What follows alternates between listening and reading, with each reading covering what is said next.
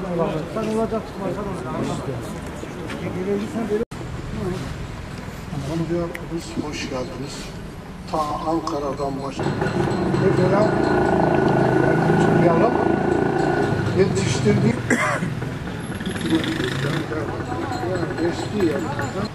Bismillahirrahmanirrahim. بهم ويتفكرون في خلق السماوات. Hazreti Muhammed Mustafa sallallahu aleyhi ve selleme çocukken aile dostumuzdu, abimizdi.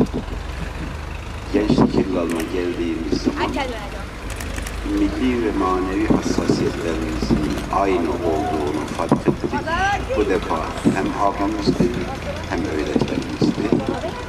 Merhum Akif İnan ağabeyimin iki yönü ile tüm kamuoyu bilir. Bir edebi kişiliği, bir de dava adamı kişiliği. Elhamdülillah bizler hem edebi kişiliğinden hem dava adamı kişiliğinden müstefid olmuş, istifade etmiş insanlarız. Kendimizi şanslı hissediyoruz. Ve Mehmet Akif Ersoy'un dediği gibi bir insan ölünce kalınmış eser, bir eşek ölünce kalınmış semer. Elhamdülillah çok şükür Sayın Akif İnan ağabeyimiz, Akif İnan ağabeyimiz eserler bırakmıştı. Bize düşen bu eserlere sahip çıkmamız, bu eserleri kıyamete kadar kaybetmememiz, kayıt altına almamız, yaşamamız ve yaşatmamızdır. Bu bakımdan emaneti bizlerin.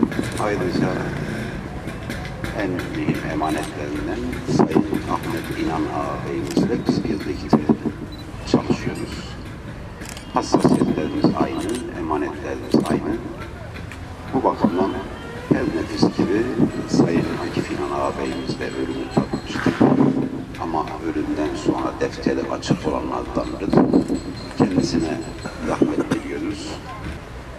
Rahmetli abim elbette bir öğretmendi, bir yazardı, bir şairdi, bir düşünce adamıydı, bir aksiyon adamıydı.